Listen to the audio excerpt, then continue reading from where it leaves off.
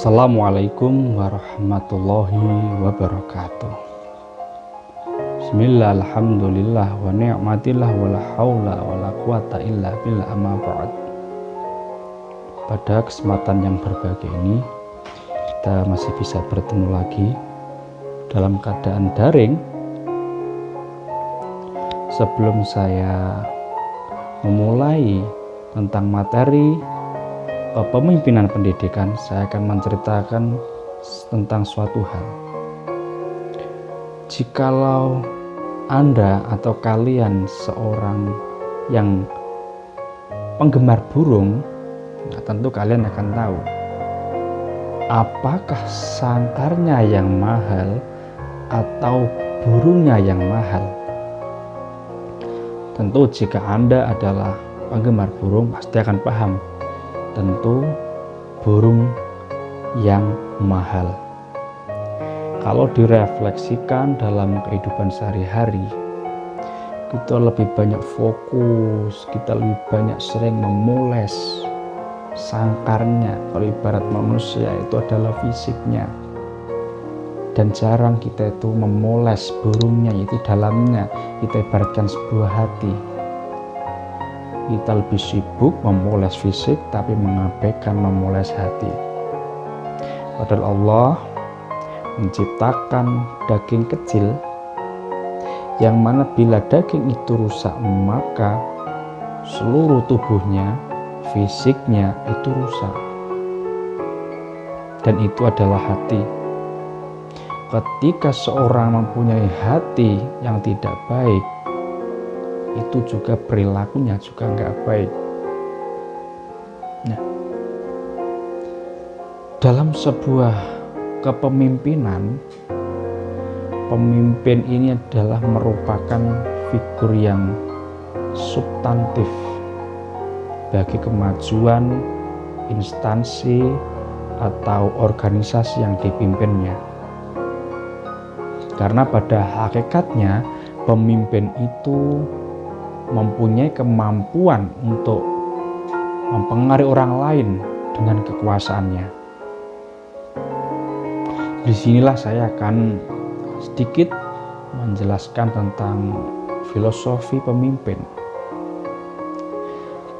Seorang pemimpin dalam memimpin sebuah organisasi atau institusi dimanapun yang ia pimpin, itu tentunya mempunyai figur yang berbeda-beda. Ada pemimpin yang punya figur atau watak seperti cangkul. Apa maksudnya? Kita tahu bahwa cangkul merupakan alat yang digunakan seorang petani atau orang yang bekerja. Kita tahu cara menggunakan cangkul itu adalah kita menarik, kita tarik. Bukan mendorong, tapi kita menarik. Karena begitulah penggunaannya cangkul. Nah, apa maksud dari pemimpin cangkul ini? Bahwa pemimpin yang mempunyai sikap watak seperti cangkul, ia cenderung banyak mengeruk keuntungan sebanyak-banyaknya untuk kepentingan pribadi dan mengabaikan bawahannya. Seberapa susah bawahannya, dia tidak peduli. Nah, inilah pemimpin yang mempunyai watak cangkul. Lalu ada lagi pemimpin yang mempunyai watak seperti linggis. Kita tahu linggis adalah alat yang terbuat dari besi dan keras yang ujungnya adalah pipih. Ketika kita ingin menumbuk sesuatu yang keras di tanah atau apapun itu, kita menggunakan linggis. Maksudnya apa?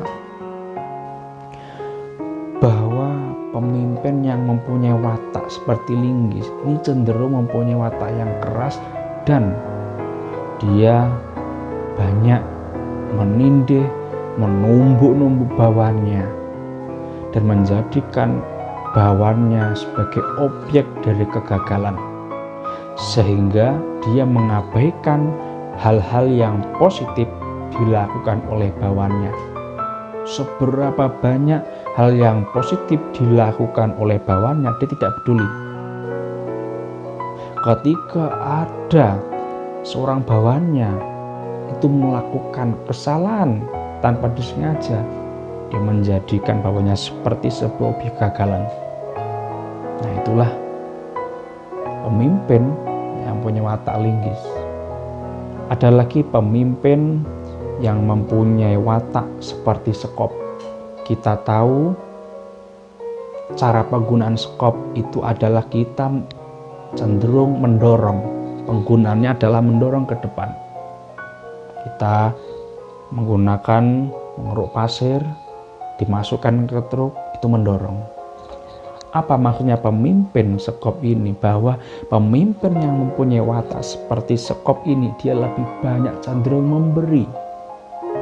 Baik memberi dari segi materi atau ide.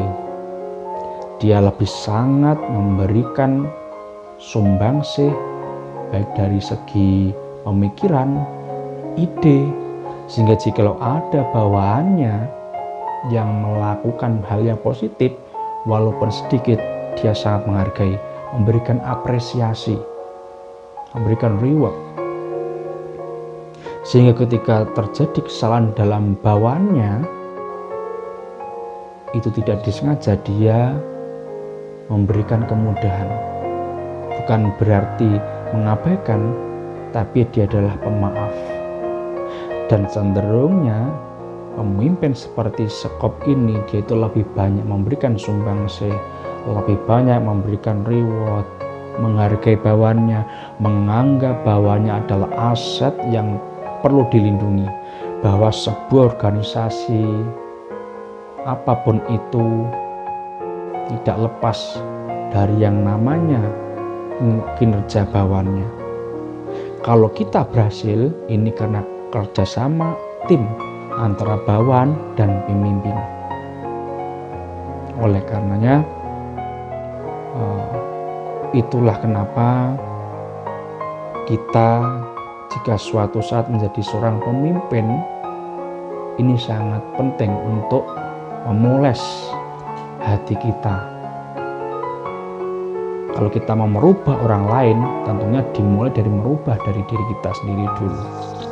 Karena setiap dari kita itu merupakan pemimpin. Minimal adalah memimpin dirinya sendiri. Oleh karena itu, selalu poles hati ini dengan kebaikan, hilangkan hal-hal sifat-sifat yang gak baik. Karena bagaimana keadaan bawahnya, begitulah keadaan pemimpinnya.